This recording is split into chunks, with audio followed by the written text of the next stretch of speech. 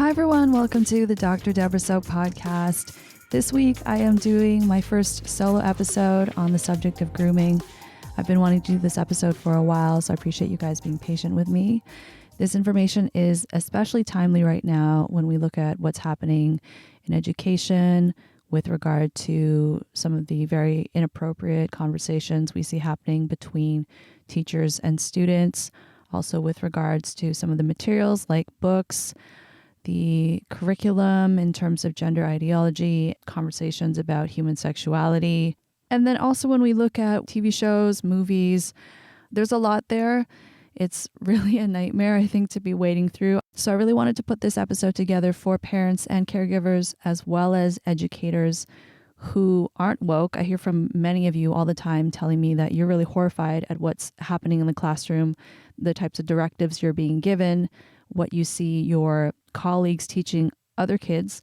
In this episode, I'm going to talk about what grooming is, more so in the context of sexual grooming. So I'm not saying that in the situations of what we're seeing with education, say K through 12, teaching materials and the conversations that educators and teachers are having with kids, I'm not saying that that is necessarily sexual grooming. I would definitely consider that political grooming, but I'm going to talk about sexual grooming in this episode because I think once you understand the signs of sexual grooming, you'll see it in different contexts in terms of political grooming and also in terms of, so I'm going to be talking about sexual grooming in the context of kids, but adults can also be groomed. Adults can be groomed sexually. They can be groomed politically as well. In terms of sexual grooming of adults, this can happen in the context of an adult who's trying to abuse another adult, or it can also be in the context of an adult who wants to get access to another adult's child. And so they'll groom that adult so that the adult will give them access to the child.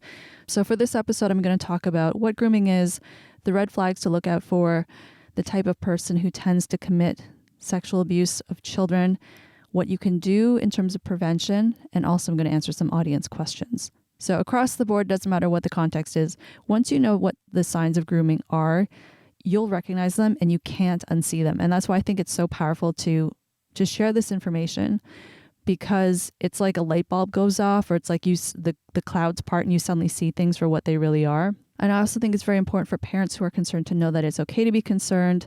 I see many parents' concerns being dismissed as being overprotective.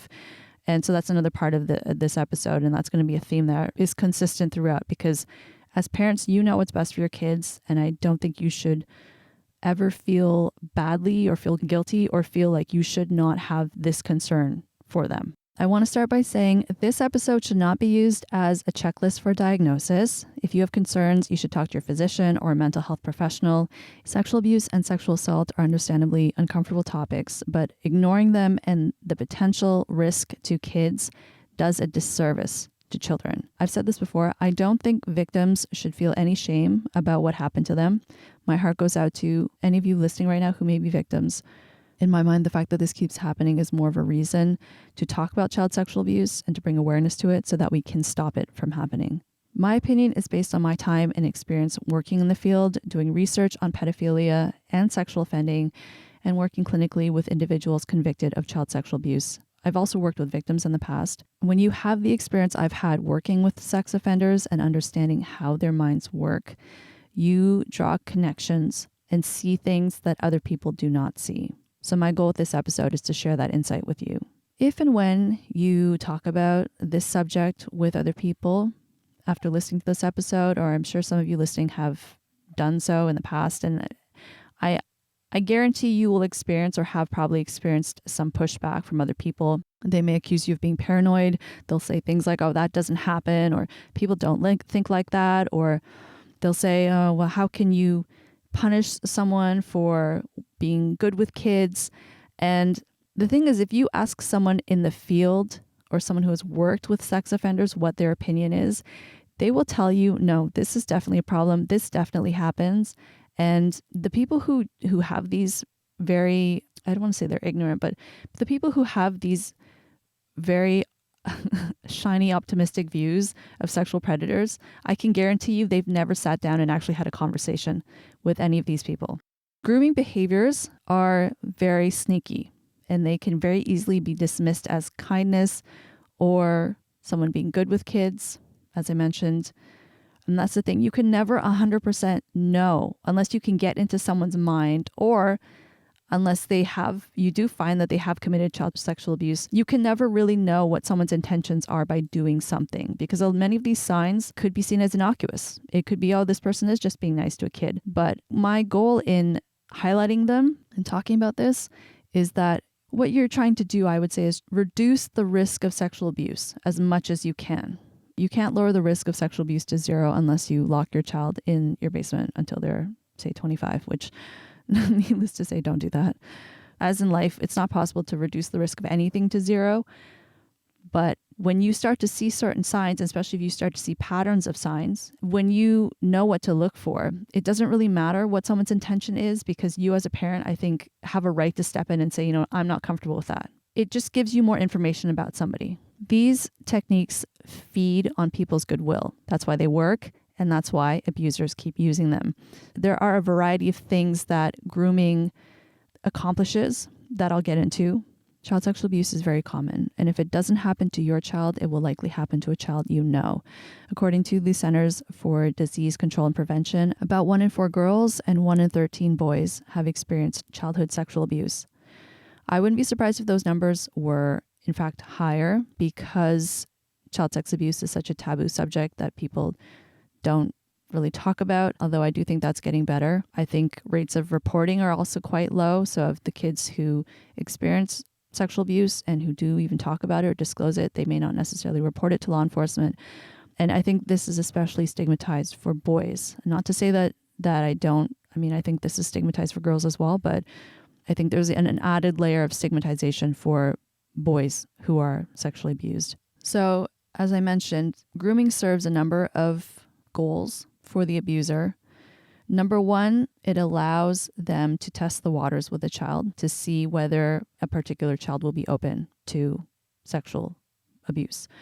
So the easiest way is if that child trusts them and if the abuser does not have to use force. Also, if the abuser doesn't need to use force, that means that it's more likely that the child in the future will let them continue abusing them.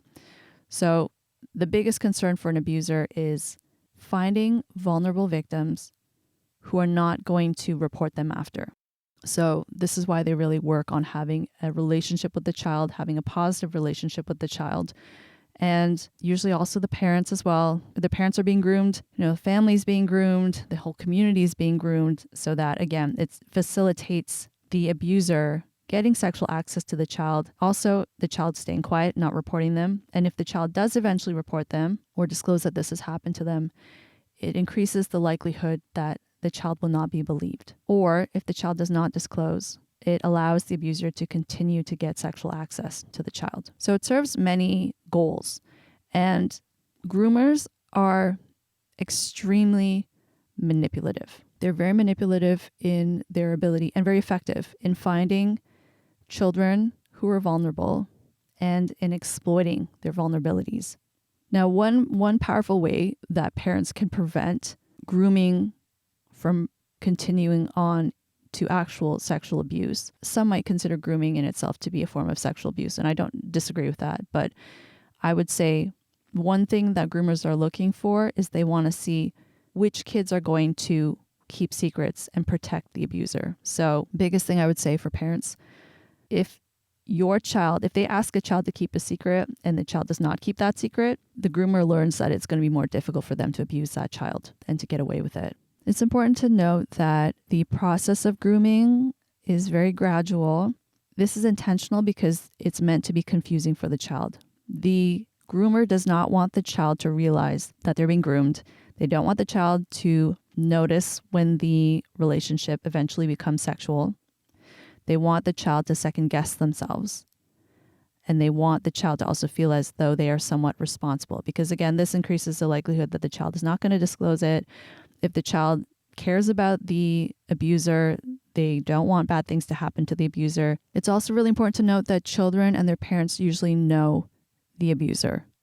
Stranger danger situations are much rarer. So we do see these cases of predators going out, picking a child up off the street, a complete stranger abusing them, and then dropping them back off where they found the child. In some cases, tragically, the child may not be returned.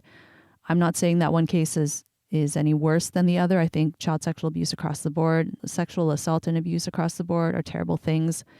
But I think it's important for parents to be aware that in the majority of cases, the child knows the abuser and the parents also know the abuser. So this will help you be aware of I think sometimes parents may have a blind spot and assume that and put all this focus on strangers or this malevolent force out there somewhere coming in and abusing their kids, not realizing that the predators are actually quite close to them.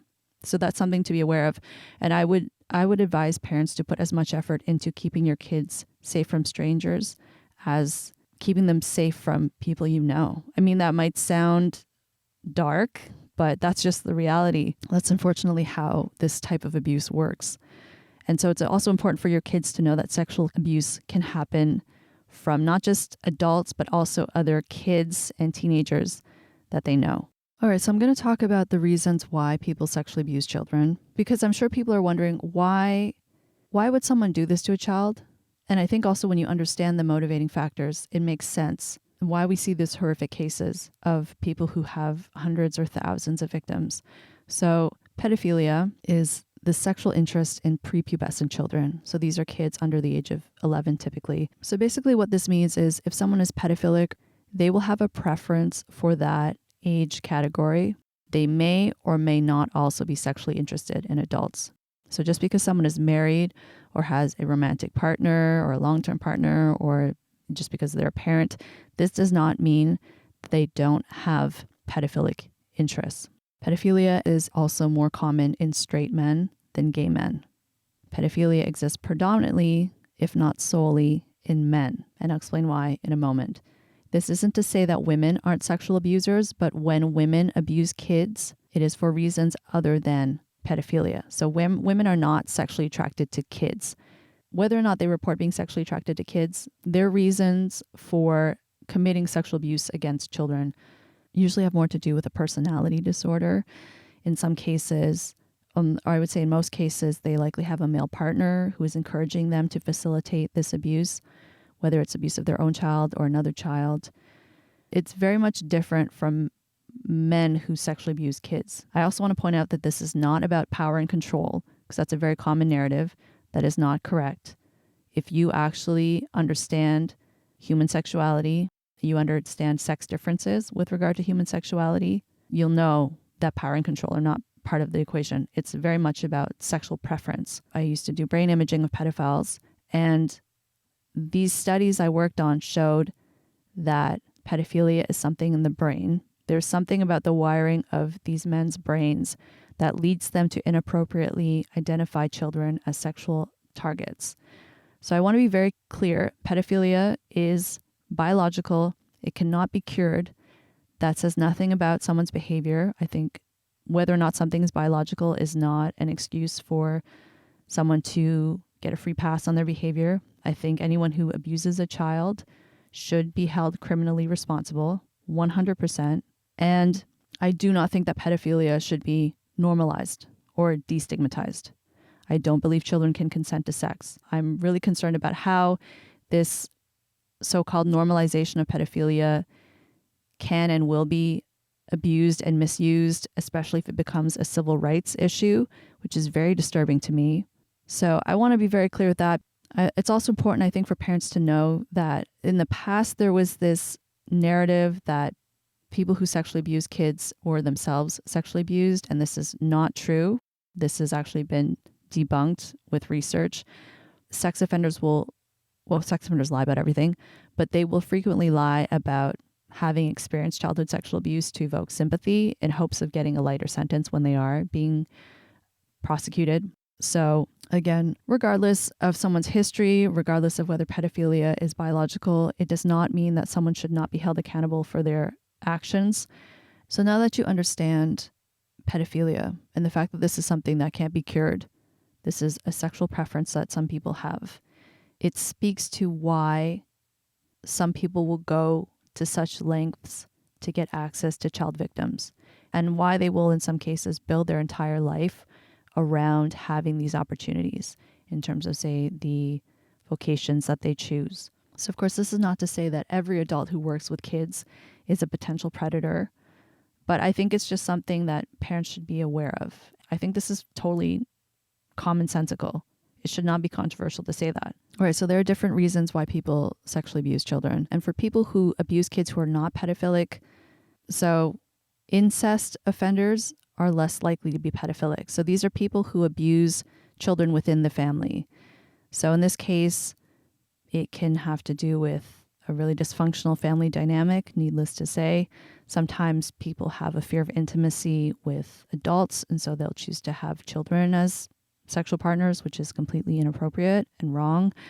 Sometimes the abuse is about extracting revenge on that child's parents. So in the case of a step-parent, they'll do that. If someone is pedophilic, they are more likely to have victims outside of the family. And if someone has multiple victims, that's also indicative of pedophilia. So I remember when I was doing this work, it was really sad. Usually by the time someone comes in for an assessment, so by the time they've been arrested and charged with an offense, there are usually a history of victims or multiple victims because the first child victim was not believed. Hopefully that this will change. I mean, that's one of my goals in having worked in that field and also talking about it now, that to bring awareness of this and to really push back against those people who say like, oh, fears of this are overblown or that doesn't really happen. It's so important that people believe kids when this happens. And I'll talk more about that as well. So approximately 1 to 5% of the male population is pedophilic. So when you think about this, I mean, 1 to 5% sounds like that's a sizable amount of society. And if the way I conceptualize it is if you were walking down the street, for every 100 men you pass, between 1 and 5 of them, statistically speaking, have a sexual interest in children under the age of 11. So I'm not saying that this is about all men or that all men are sexual predators. Anyone who follows my work knows that that's not my view. When you understand how common pedophilia is, you won't be fazed when you hear about these cases in the news. And it really doesn't matter how profile the person is or what is at stake.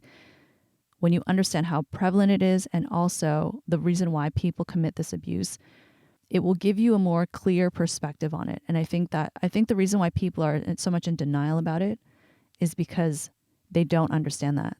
So there's one study that looked at the prevalence of sexual abuse in grades K through 12 schools, and it estimates that 10% of students experience some form of sexual abuse from a teacher or school employee. So this translates to millions of children.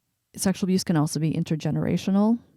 So this is one thing I want to definitely point out. If you or someone in your family has experienced sexual abuse as a child, and that abuser is allowed to roam freely in society, do not leave children in that person's presence. I would go so far as to say, do not allow children to be around that person at all. Some people may say, oh, well, if they're not alone, that's okay. But sexual abuse can happen and does happen even when an abuser is in the presence of the child's parents. If you look at the case of Larry Nassar, many of these girls were sexually abused while their parents were in the same room. So going back to this point about intergenerational abuse, I would see, when I used to work in the field, I would see time and time again grandfathers who had molested their daughter when she was a child. Then she grows up, has a daughter, and the grandfather goes on to molest her child. So now the grandfather has molested his daughter and has molested his granddaughter. Sometimes it's multiple daughters and multiple granddaughters. And then for some reason, the child's mother, so his daughter, who experienced molestation from him, is surprised when he abuses her child. And it surely has something to do with the family dynamic and in terms of what people in that dynamic see as normal. But that to me is an absolute no-brainer. If you know that someone has abused a child, just think. That's all I can say. So I'm going to talk about grooming signs. So as I mentioned, the groomer will usually target a vulnerable victim. They'll notice if a child tends to be trusting, if they are troubled, if they're needy. They know that a child who is troubled especially is not going to be believed if they report abuse. It's more likely that people will believe the abuser, not the child, unfortunately. They also know that children who are being neglected are going to be especially vulnerable and receptive to any form of friendship or love or affection. Groomers will also target children living with a single parent, especially if it's a single mother, because they know that the children are looking for a father figure and they are lacking adult supervision in their life. So sometimes the groomers will operate under the guise of wanting to help a woman with childcare or offer mentorship to her kids. It's also important to note, though, that because women are generally seen as caretakers and as nurturing and more safe than men, they will be given easier access to kids and their grooming behaviors are more easily hidden. So that's something that parents should also be aware of. The groomer will usually be grooming multiple children at once, which also speaks to why they'll choose occupations that allow them to get access to many different kids at the same time. You know, I've heard of some abusers who will abuse multiple different kids in the same day in some cases, which is very disturbing. It's important for parents to tell your kids to tell you if an adult asks them to spend time alone. So this includes if it is somebody that you all know. There's no reason why an adult needs to spend inordinate amounts of time with your child. Okay, so once the groomer has access to the child, they will seek to isolate the child. They will offer to do things like give them car rides home. They will offer to take them to the bathroom, maybe help them with potty training. They will take the child on overnight stays. The tricky thing here is you have to be aware of this even in the context of family members, which I can fully understand may be offensive to some people. Some people might think, well, why would I ever suspect someone in the family of this? But the whole point of this episode is just for me to give you guys the information in terms of data points, and you can do what you choose with it. I'm operating from a place of saying, yeah, ideally we would not have to think about this and we would not have to think about family members being inappropriate, but that's just the reality of it. So it is what it is. Another thing to look out for is non-sexual physical contact. So if you see an adult touching a child, even if it's not for sexual reasons, if they do that in front of the child's parents, what that conveys to the child is this person is safe because my parents are letting them have physical contact with me.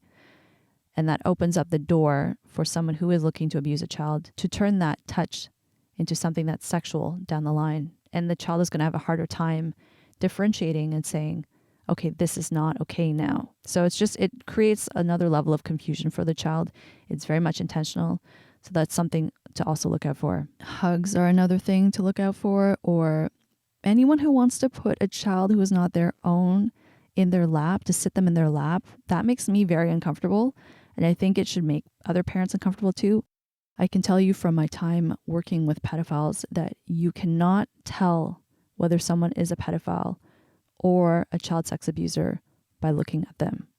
These people are not creepy weirdos driving vans, luring kids with candy. I'm sure you in my audience have heard this before, but I think it bears repeating.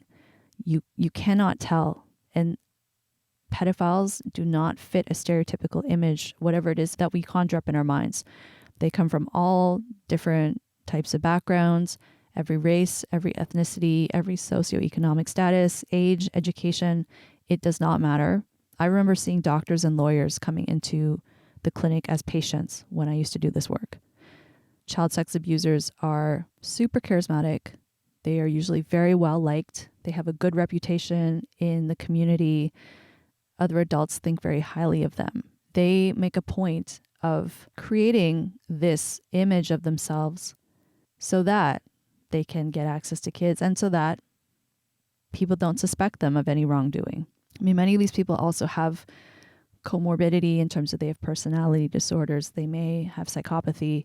I'm not going to get too much into that for this episode, but just basically, if you see someone who is really good with kids, they're really friendly, they seem to know know a lot about what kids like, and kids love them. Of course, not to say this about everyone, but that's another thing to look out for. Abusers will usually know a lot about what kids like in terms of TV shows, music. They'll talk like them. They'll have a lot of things in common with these kids so that they can bond with them very easily. Other signs to look out for: abusers will be very generous with their time and also with their money. So they will tend to give kids very lavish gifts. They'll give them money. They'll sometimes give them cell phones so that they can communicate with them more easily and directly. So that is something definitely parents should look out for. There's no reason why an adult should be giving your child a cell phone. There's not. I mean, well, there is, for nefarious reasons. In some cases, they'll give the kids drugs and alcohol. When the friendship or relationship starts to have sexual connotations, this usually will start with innocent jokes using sexual language. The abuser will find settings by which to normalize nudity. So things like changing or showering in front of the child or watching the child when they are doing these things. They will, in some cases, show the child pornography. So you might ask me, do I think educators who are having conversations with their students about sex or sexuality or topics like masturbation, do I think they're doing this with the goal of sexually abusing these kids? So best case scenario, I think some educators might be doing so because they think that talking about these topics will remove the stigma around sex or will help to make kids feel more comfortable in their bodies, or even they may think that they are lessening the risk of these kids being abused. But in today's day and age, I think this creates a very dangerous environment. Well, I think it creates a very dangerous environment, period. But especially now when you see what's happening with regard to the political grooming aspect on top of it, I think it just creates way too much of a risk, and it's too easy for this to be used as a way of desensitizing kids for the purpose of abuse. So as parents, I think you are fully within your right to feel uncomfortable, to voice this discomfort. I'm sure I don't need to tell you guys listening this. It's fully within your right to not want to have these conversations in the classroom. And I do think Florida's parental rights bill is very important and will hopefully be a precedent to snuffing out this problem more widely. Once the abuse has occurred, the abuser will use certain tactics that will allow them to continue abusing the child. So they'll encourage the child to keep it a secret. They will use threats. They will threaten to harm the child's parents, which is why it's important for parents to tell their kids, let your kids know that no one can hurt you, and that if anyone ever threatens to hurt a child's parent, the child should report it to the parents regardless. In some cases, the abuser will blame the child, make them feel like they're responsible for the abuse. So other times they'll tell the child that they love them, and so then the child feels guilty and torn because they don't want something bad to happen to the abuser if they do report it. So these warning signs don't necessarily mean that abuse has occurred, but I think parents should be concerned if you see a pattern of behavior. Some of the red flags of sexual abuse. So with regard to physical signs, and again, of course, these signs don't definitively mean that sexual abuse has occurred, but they are things to just keep an eye out for. Okay, so there are some physical signs. I would say don't be dependent on looking for these signs because in many cases, sexual abuse does not require force. It's in the best interests of the abuser to not have to use force because, again, there will be fewer telltale signs, and also it increases the likelihood that they'll be able to continue abusing the child. But some physical signs can include blood. So if you see this on towels, in a child's underwear, in the toilet. Chronic ear infections. So I don't want to be too graphic, but I'll explain it like this in case you guys aren't aware. The ears, the nose, and the throat are all connected. And so this is not the case for every child who experiences childhood sexual abuse. But one thing I have noticed from my experience working in the field is that people who experienced childhood sexual abuse tend to report also having, remembering having many ear infections as kids. And there's something going on with the child's immune response. And then I think also because those parts of the body are connected anatomically, then it leads to ear infections. There has been research to show that respiratory and genital infections, so this is not including sexually transmitted infections, but respiratory and genital infections are also associated with childhood sexual abuse. So again, it speaks again to this dysregulation of the immune system. So that's another thing to be aware of. Bedwetting is also another symptom. In terms of behavioral signs, you want to look for changes in a child's behavior.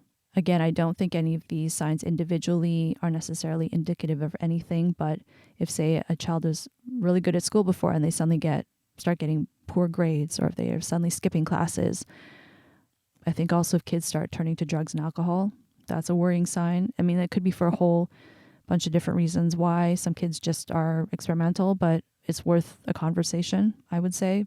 I would be very concerned if I noticed sexualized behavior in children, especially prepubescent children. If you see a child using sexual behavior as a way of engaging with other people or as a way of socializing, if a child has knowledge of sex that is not age appropriate. I remember one case that I saw. It was a neighbor who saw these kids. They were siblings. They saw the kids sexually acting out in the backyard, and the neighbor reported it. And then it turned out that the father was actually abusing them.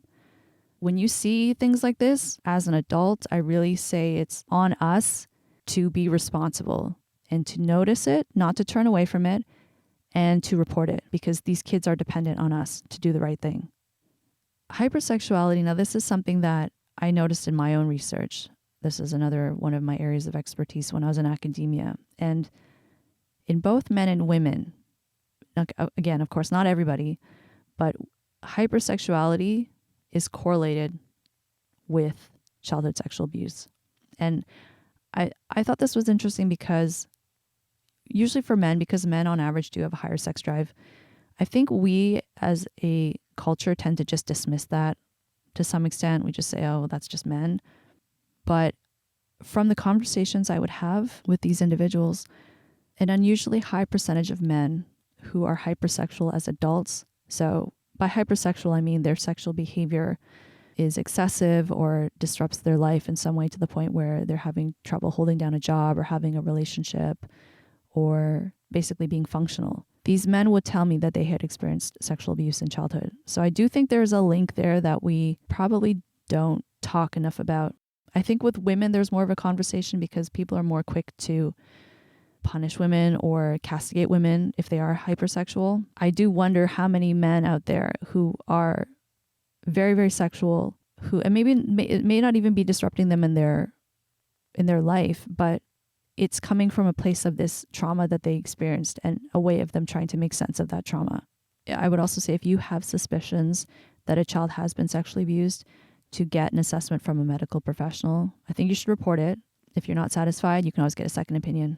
With regard to prevention, this is a subject that's very important to me because I think in a best case scenario, we would prevent sexual abuse from happening as opposed to learning about it after the fact and trying to compile all the information and data from cases that we see and trying to make decisions about policy. Educate kids about this as young as possible. Let them know what the warning signs are. Let them know that their body is theirs and theirs alone. No one should be touching them. It's important to have these conversations in private with the child, away from any potential abuser. So one general metric or one rule, I guess, that I think is helpful is something called the swimsuit rule. So this is the idea that no one should see or touch the body parts that are covered by your swimsuit. So I think this is something that kids can understand. It's important for them to know that this also includes family members. Nobody should be touching them there. No one should be looking at them there. It's important that kids can name their body parts so they don't have to go into intimate clinical detail as I have been known to do, but just simply your vulva, your breasts, your penis. I think that's pretty sufficient. Kids should also know, so in addition to the fact that people should not be touching them in these private parts, there may be people who will want to look at their body or touch their body or ask them to show their private parts. There may be some people who will show them pornography. This is all not okay. And they also need to know that they should tell you this when it happens. Now, there may be some parents who are listening who might think, is this inappropriate? Is this going to sexualize a child? It is not. It does not need to be a conversation about sex or sexual activity. for young children especially, I don't think they're even going to make that connection. And then to also let kids know that if someone does touch them in a way that they don't like, they should say no, be loud, say don't touch me, and to get out of there. I've seen some parents who will get upset and say, why do the grandparents need to ask for permission to hug a child? And to that I say, this is not about you. This is not about you as an adult, what you want, okay? This is about the child learning that they are allowed to have boundaries and teaching them the importance of having those boundaries and having people respect those boundaries. And I would say especially for girls, because girls are on average biologically predisposed toward being agreeable. And I think also because society rewards girls for being agreeable, it is so important for them to learn that it is okay to say no and that their body is theirs and that people need to respect that. And that starts at a very young age. I also think for parents, it's important to keep an eye on both your daughters and your sons, because the thing is, pedophiles, people who are sexually interested in kids, don't really differentiate between girls and boys in some ways, in that they don't really have a preference in terms of their victims. So boys are not as carefully supervised as girls. And so pedophiles know that they will have an easier time targeting boys. So that's something that parents need to be aware of. I think be protective of both girls and boys. I think it's important for parents to be very involved in in your child's life. And again, that probably goes without saying, but anytime someone has unsupervised access to your child, it's important for you to get involved and get to know them as much as you can and to be physically present. So don't just drop your child off and then pick them up and not get a sense of what this person is like. Let that person know that you are also watching them. That's very important. So whether it's a coach or a teacher or whoever else, if a child discloses sexual abuse, first and foremost, believe the child 100%. It can be extremely damaging to a child if they disclose this and they are not believed. So I would say believe them, get law enforcement involved. Okay, so I'm moving on now to audience questions. People ask me about men in daycare and male babysitters and whether they should be comfortable with that. So I see all of this prevention as basically being an odds game, and you are trying to lower the odds of your child experiencing sexual abuse. And when it comes to men working in these areas, statistically, the odds are not in your favor, in that I do think a higher proportion of men who work around prepubescent kids are probably there because they have, let's say, non-family friendly reasons for being there. Will they actually abuse a child? I don't know. But I don't think parents should feel badly about having this concern. I don't think it's misandry to point this out. Okay, another question. How to not sound like an overreacting parent? Well, I would say in this situation, type 2 errors are worse than type 1. So a type 2 error is a situation in which you don't think you have an event when you do. Whereas a type 1 is when you think you have an event, but you don't. So basically what that means is I think it's okay to err on the side of being overprotective and to find that your kids don't have this experience than to worry about being paranoid and worry about being overprotective, maybe being a bit more permissive as a parent, and then finding out that your child actually did experience abuse. Anytime I've seen a celebrity who's gotten arrested for child pornography or who ends up being an alleged serial child abuser, I am never surprised when I see these cases, ever. And when you understand how these people operate, when you understand how sexual predators operate, you won't be surprised. So I would say if anyone has the capacity for being surprised about the prevalence of child sexual abuse, they are not someone who's in a place to judge you for your individual decisions about parenting. It speaks to a larger theme, just that people have all types of opinions about parenting and they love to shame other people for their choices. And you are entitled to have your boundaries and to trust your gut and do what's right, what you feel is right for you. Okay, another question. Why don't adults recognize the warning signs, even when it's so obvious?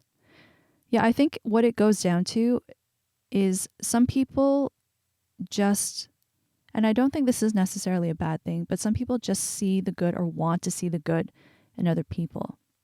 And the reality is, with sex offenders and child sex abusers, these people are beyond the pale. They are not deserving of being given the benefit of the doubt, because they will exploit that. They exploit anything and any opportunity that they have to abuse kids or just to manipulate people, really, because they know that doing that is going to potentially help them in the future. So why wouldn't they? And I think also many people assume that this is not going to happen to their kids, so they don't care, which again, it goes back to the selfishness aspect. And I would say if you don't have these conversations with your kids and you don't learn about the warning signs, your kids are at risk. That's just the reality. Because if, God forbid, it does happen to them, they're not going to know what it is. They're not going to know how to talk about it. They're not going to know even that it's wrong and that they should report it to an adult. Now, and I think there are some cases in which maybe an adult or a parent has had their own experiences of child sexual abuse, in which case they definitely have my sympathy. And maybe they don't want to talk about it because it brings up traumatic feelings for them. In which case, I would say it's so important that you get professional help, therapy to help you heal from that. Because again, avoiding talking about this is not going to help kids. It puts them at a risk. Okay, another question. What should you do with your kids if you are suspicious that a grandparent is an abuser? So if it's your spouse's parent that you believe is an abuser and your spouse disagrees. So this is a very tough situation. I would say it's important to know that I don't want to tell this person what to do because I don't know them. I don't know really the specifics of their situation. This is just more broad advice for people listening. Even if abuse isn't actually perpetrated, I don't think it's a good idea because you're essentially taking a gamble. Every time that child is in the presence of a potential abuser, they're being put at risk. And so I will use the analogy of cats and mice. You can put a cat and a mouse in the same cage and say, I'm sure it's fine. I'll just keep an eye on the mouse. Make sure the mouse is never alone with the cat. But you know that every interaction that these two creatures have, the cat is going to be trying to eat that mouse. In the same way, every interaction that an abuser or potential abuser has with a child, it is going to be with the goal of having sexual access to them. So what you're teaching the child is those interactions and behaviors that they are seeing and experiencing from the abuser is normal. And even if they're not outright sexual, I mean, I think it's just going to be so much more confusing for kids in that way because kids are not going to be able to differentiate. They have if adults have problems differentiating, imagine what it's like for a kid. They're not going to understand that this person has bad intentions and the nice thing that this person is doing is with a bad intention. So I think it really normalizes grooming behaviors for kids and makes them think that it's totally fine, especially if the parent's in the room with them. They're going to think, well, this is acceptable behavior. And so if the child is not abused by that individual, it puts them at a higher risk of being groomed and abused by someone else. And it also means that the child is not going to have the wherewithal to recognize what signs are unacceptable, because if they are, then they'll say, well, why did my parents put me in this situation in which I was at risk? So, and then that makes the child feel like, well, why weren't my parents looking out for me? And then it also grooms the child so that other adults will be able to interact with them in an appropriate way. So I know it's probably really tough. I guess I'd want to know why a spouse doesn't see what the other spouse is seeing, but ideally zero contact. And because I think also as a parent, that's going to be really difficult for you to be in those situations Maybe it's not as hard for people who have not been in the field, just because I've seen the absolute worst of it. And I would just think I would not want that to happen to a child. And of course it may not, but I imagine it would weigh heavily on a person to have to be on guard and aware that this is something that their child is being exposed to, possibly. So that's it. I mean, if you can't resolve it, I'd suggest marital counseling. That's always very helpful for people. Yeah, good luck.